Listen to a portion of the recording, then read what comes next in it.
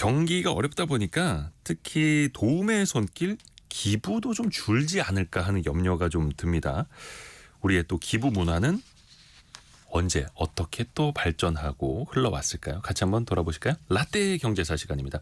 경제 전문 뉴미디어 어피티의 김정인 이사와 함께합니다. 안녕하세요. 안녕하세요. 뭐 기부야 상시적으로 많이 하면 좋겠습니다만 특히 1년 중에는 이렇게 추울 때 그래도 많이 신경 쓰게 되죠. 네, 그렇습니다. 확실히 연말이 되면은 그 연간 모금액의 기부금 연간 모금액의 절반이 집중이 된다 그래요. 이제 아무래도 한 해를 마무리하면서 좋은 일로 마감을 하고 싶어하는 우리 좀 정서도 있고요. 네. 그리고 특히 우리 농경사회였잖아요. 그래서 수확이 끝나고 품앗이 일자리도 없어요. 겨울이 되면은. 그래서 이때가 정말 어려운 시기이기 때문에 이때 나눔의 필요가 있다는 게 좀 이제 내려오고 있는가 아닌가 싶습니다. 그래서 우리 또 종교적인 이유도 있는데 이유라기보다는 좀 영향인데요. 네. 아직 빈곤한 나라일 때 한 1970년대까지는 서양의 종교단체가 또 많이 들어와가지고 구호 캠페인을 했었어요. 근데 이런 기부 캠페인이 이제 종교 행사에 맞추어서 연말에 열리는 경우가 많았고요. 이게 이제 여러모로 맞물려가지고 문화가 된 거죠. 사실 이제 뭐 또 현실적인 이유도 있는데 정기적으로 기부하는 게 아닌 이상에는 네. 각종 이제 회계 마감을 좀 생각을 해보면 그쯤 돼야 이제 얼마 정도 쓸 수 있겠다 하는 그림이 또 나오기도 하고요. 가게도 그렇고 기업도 그렇고요. 네. 또 1980년대부터 기부가 활성화됐다고 하던데 당시에는 국가가 주도해서 돈을 모았다고요? 네, 그렇습니다. 정말 국가 주도 모금이 많았고요. 네. 일단 이제 국가가 주도하니만큼 공익적 목적이었는데 이제 그 얘기를 들으면서 저는 좀 궁금했었어요. 왜 그 국가가 공익 목적에 세금을 안 쓰고 굳이 국민들의 돈을 모아가지고 했을까? 이제 처음 이 사실을 접하면 상당히 궁금해지는 부분인데요. 네. 네, 조금 이제 이야기를 파보면 그때 정부도 굉장히 가난했습니다. 그래서 쓸 곳은 많고 재정은 부족하고 특히 이제 어느 부분이 좀 힘들었냐면은 돈이 좀 생겨도 우리가 외채가 많았어요. 네. 그래서 달러 빚을 갚아야 했기 때문에 좀 국민들의 성금이 좀 많이 필요했던 것으로 보입니다. 그리고 이제 국민 성금을 모아가지고 뭐를 돕는 거는 꼭 경제적인 효과만 있지는 않거든요. 이제 사회 통합의 목적도 있고 또 그 당시에는 정치적인 목적도 있고요. 사실 이제 반공 관련 모금이 좀 있었어요. 그때는 이제 정치적인 참여 효과를 발생을 시켜서 이제 정권 안정 목적도 있는 기부 캠페인이 좀 있었는데 강제성이 좀 많이 논란이 됐었죠. 강제성도 좀 있었고 네. 구체적으로 또 어떤 목적으로 성금을 거뒀을까요? 기부금을? 그때 당시 기부 캠페인 면면을 살펴보면은 이제 새마을 운동도 성금을 꽤 모았었습니다. 아, 새마을 예. 운동도 성금을 모아서. 네, 그래서 새마을 운동 성금을 모아서 농촌 인프라를 짓고요. 그리고 이제 1983년에 좀 안타까운 사건이 있었는데 대한항공 007번 이제 그 격추가 됐었죠. 그래서 칼기 이때 격추 예, 사건. 맞습니다. 그래서 그 구호 성금을 또 모았었고요. 같은 해에 국채 보상 캠페인 이제 있었습니다. 아까 외채가 우리가 좀 많았다고 말씀을 드렸잖아요. 그래서 국민들이 돈을 모으고 이제 금부치를 모아서 나라의 달러 빚을 좀 갚자 이런 이제 캠페인이 있었고요. 서울 올림픽 개최를 위한 기부 캠페인도 있었고요. 그리고 이제 평화의 댐 모금 운동도 있었죠. 근데 이제 이 모든 캠페인의 용처가 사실 이제 투명하게 공개되지는 않았습니다. 아하, 용처가 투명하게 공개되진 않았다. 네. 근데 요거는 이제 80년대 네. 이야기고요. 그리고 그 이후에는 KBS 비롯해서 맞아요. 방송국들도 모금 활동 많이 했고 예전에 사랑의 리퀘스트 네, 이런 네. 방송도 있었고 얼마 전에도 모금 방송 했었거든요. 맞아요. 방송국들이 또 적극적으로 나섰죠. 맞아요. 이제 80년대 넘어가면서 90년대 접어들면서부터는 어쨌든 이게 뭐 전 국민의 TV가 보급이 되고 라디오가 또 보급이 크게 되면서 미디어, 매스미디어의 힘이 굉장히 커집니다. 그래서 방송국도 적극적으로 이제 기부를 독려를 했었는데 이제 KBS 같은 경우에 뭐 사랑의 손길 펴기, 불우이웃 돕기, 상금 모금 방송, 희망 2000 이런 거 많이 했었죠. 네. 그래서 그리고 이제 연계 프로그램이 참 인기가 좋았는데 네. 가요대 축제하고 연계를 했었습니다. 불우이웃 돕기 성금 모금 방송 같은 거를 이제 이렇게 방송사가 화면을 통해서 하면 뭐가 좋으냐면요. 실시간으로 모금 금액이 또 업데이트가 됩니다. 맞아요. 화면 네. 상단에 금액 나오니까. 맞아요. 근데 제가 이제 실시간이라고 말씀드리긴 했는데 지금 같은 실시간은 아니고 5분, 3분 뭐 이때마다 집계를 해가지고 이제 숫자 돌아가던 게 기억이 나요. 그리고 또 전화로도 기부할 수 있고 하니까 접근이 상당히 편리해졌었죠. 그렇죠. 그 화면에 그런 피드백이 바로바로 나오면 네. 또 사람들이 더 관심을 맞아요. 갖게 되고 ARS 전화 한 통으로 몇천 원 또 기부하는 게 또 시작이 됐었고요. 네, 그렇습니다. 또 지금도 마찬가지긴 한데 이 가슴 왼편 위에 사랑의 열매 네. 그 배지 맞아요. 달고 계신 분들 많아요. 이 빨간 원이 3개 붙어 있고 이제 초록색 기둥이 있는 나무 모양이죠. 네. 이게 사회복지 공동모금회의 사랑의 열매 캠페인입니다. 이제 여기에 참여를 하면 주는 건데요. 이 공동모금회가요. 외환 위기를 극복하겠다고 1998년에 설립한 단체예요. 저도 이제 미취학 아동일 때 방송 캠프에 참여했다가 이제 연예인분 양복에 붙어 있는 사랑의 배지 보고 질문했던 기억이 나는데요. 그때 뭐 기업도 이제 소속 배지 나눠주던 시대잖아요. 그래서 방송사별 소속 배지냐고 여쭤봤었는데 왜 방송에 있는 사람들은 다 저걸 차고 있지? 이렇게. 네네. 사랑의 열매. 맞아요. 사실 이제 이전까지의 기부 모금 단체와 달리 체계적인 운영을 시작한 첫 단체예요. 그래서 이제 그리고 이제 법적인 근거도 조금 있었던 단체인데 사회복지 공동모금법에 의해 설립이 돼가지고 이제 공익적인 목적인 공공성하고 민간의 운영 자율성이 결합이 돼서 신뢰를 좀 얻어가지고 이 사랑의 열매는 굉장히 보편적이고 대중적인 기부 모금 캠페인이 됩니다. 그래서 지역 사회나 기업하고 연계 활동을 많이 해서 영향력도 굉장히 빠르게 커졌고요.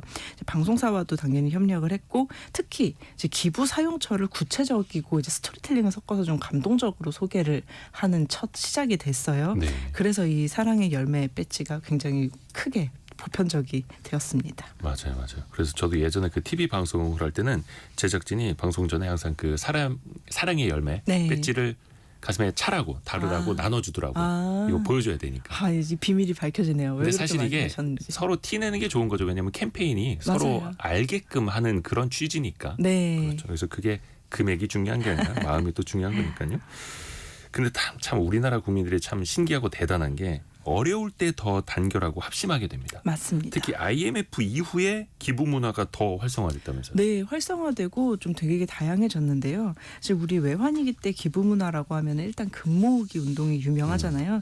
당시 이제 227톤 정도 모았습니다.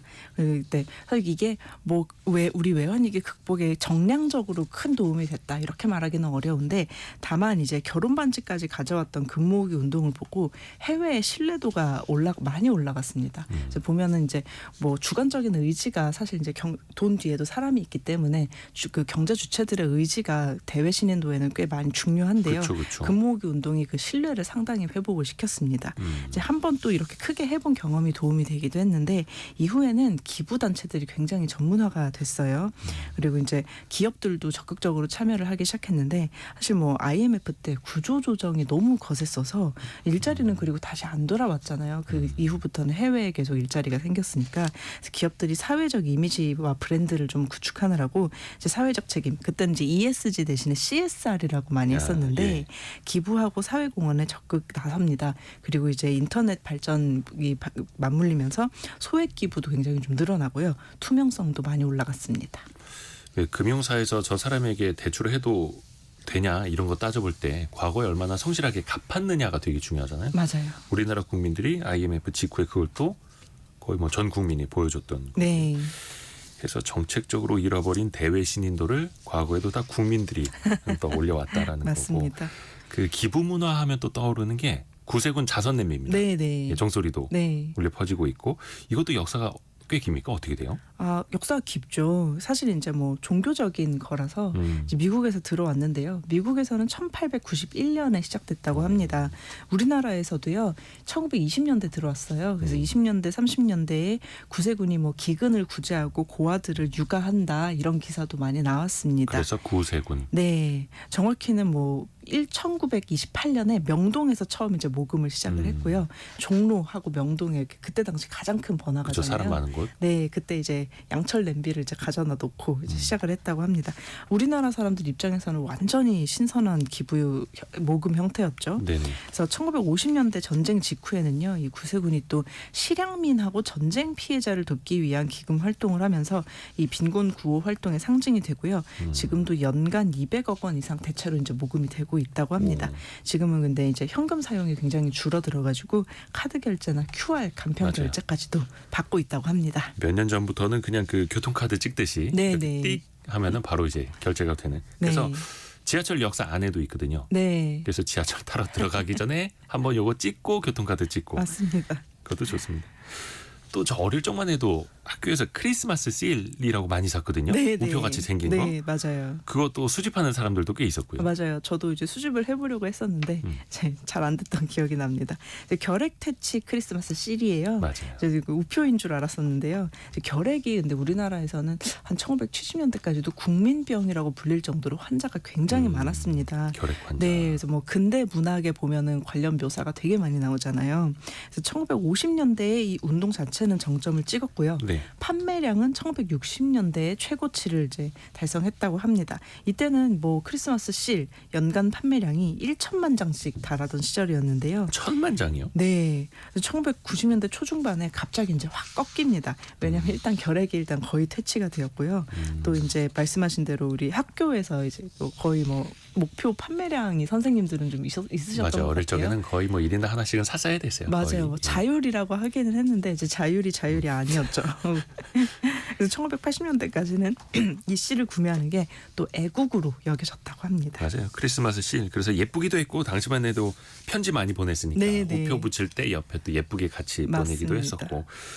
크리스마스 실 어떤 디자인이 또 어떤 게 가장 인기가 있었을까요? 옛날에는. 뭐 대체로 하도 이제 많이 매년 이제 갱신돼 가지고 나오니까 뭐 굉장히 많았는데 대체로 컨셉이 확실하면 잘 팔렸다고 합니다.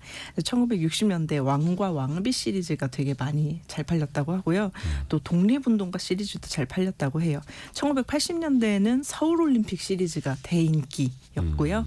최근에는 품절 사태를 빚었던 크리스마스 실이 있는데 2010년에 김연아 선수가 밴쿠버 동계올림픽 출전했던 그 기념 크리스마스 실이 또 최근에는 품절 사태까지 빚는 그 잘 팔 인기 있었던 시리즈입니다. 그렇죠. 그런 거는 모아둘 만하죠. 네. 2867님이 제 기억은 60년대 국민학교에서 크리스마스 실을 2-3장씩 배당을 줬어요.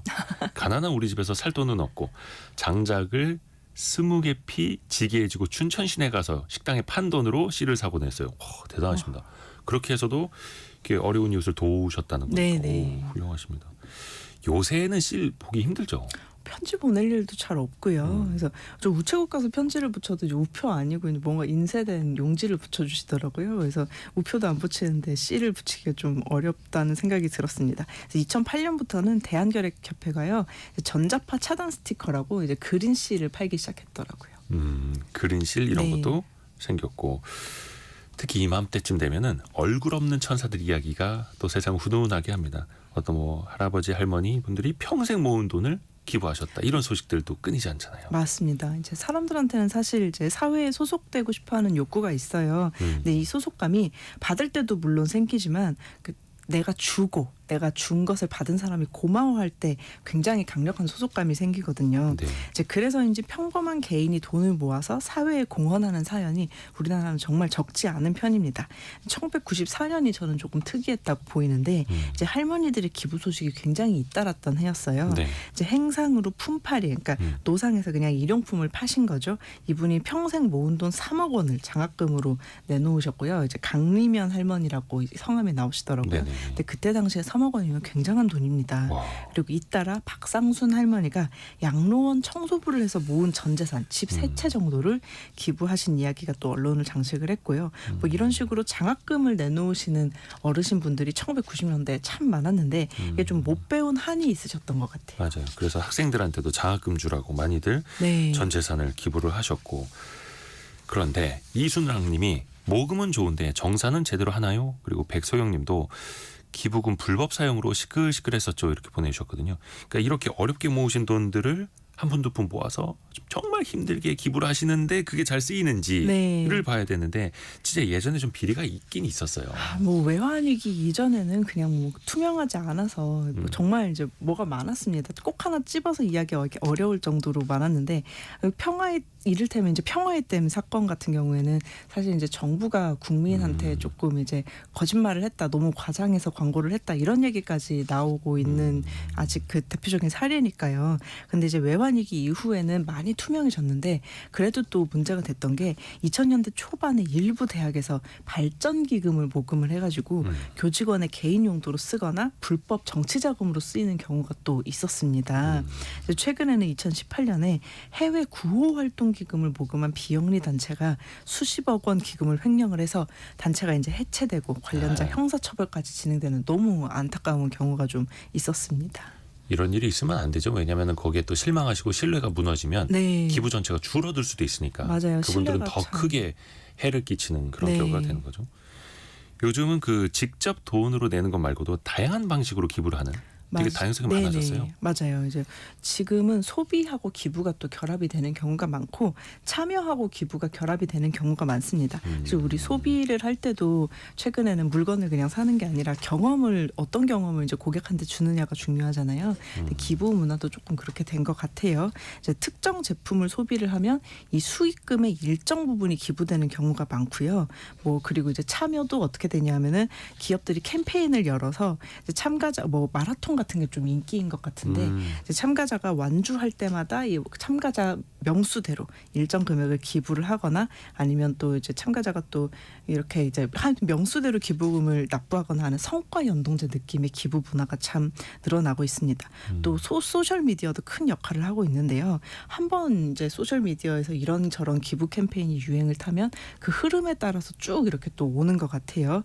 2014년에 이제 거의 10년 전인데 구 트위터 지금은 X죠. 여기서 유행했던 아이스버킷 챌린지가 굉장히 이제 효시로 볼 수 있습니다. 아하. 네, 그리고 이제 크라우드 펀딩도 활발한데 사실 크라우드 펀딩은 어떤 누가 이제 모금을 한다기보다는 대중이 직접 참여를 해가지고 이거 좋다 하면서 거의 판매와 기부가 완전히 결합된 형태잖아요. 그래서 뭐 크라우드 펀딩이 굉장히 활발한 지금 문화도 있고요.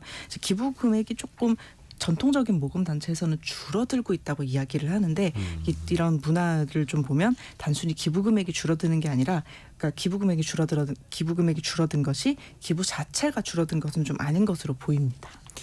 일각에서는 그렇게 뭐 아이스버킷 챌린지라든지 아니면은 서로 이제 짧은 영상으로 주고받는 그런 챌린지를 할 때 이 기부 문화를 너무 가볍게 여기는 것 아니냐라는 시선도 있는데 근데 또 많은 사람들이 참여하게끔 하려면 공감도 필요하고 공감하려면 재미, 맞아요. 놀이 요소도 사실은 또 필요하고 네, 그렇게 해서 한 분이라도 더 참여하도록 하는 게 더 좋은 거죠. 맞아요. 또 착한 소비라고 해서 제품의 일정 가격, 뭐 이 제품을 사시면 일부분은 기부가 됩니다라고 네. 하는 것도 좋은 방식이고요. 크라우드 펀딩을 몇 번 이제 소셜 관련해 가지고 좀 해봤었는데 확실히 그 플랫폼마다 그리고 또 전통적인 기부 모금마다 이제 좀 잘 되는 모금이 잘 되는 주제가 다르더라고요. 제가 볼 때는 그냥 세분화가 되고 있는 것이 아닌가 싶습니다. 아, 그리고 심승빈님이 보내주셨는데 이런 말씀 드려도 되나? 아주 일각의 사례일 겁니다. 일부에 기부업체 인테리어 공사 가면 최고급 수입 벽지 등으로 꾸미는데 기부금이 그런 데로 가는 게 좀 아쉬웠어요라고. 그래서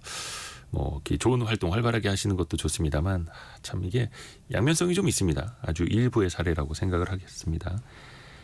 9236님은 크리스마스 이브에 놀이공원 가면서 구세군 자선냄비 2곳을 지나가게 됐는데 기부하는 사람이 별로 없더라고요.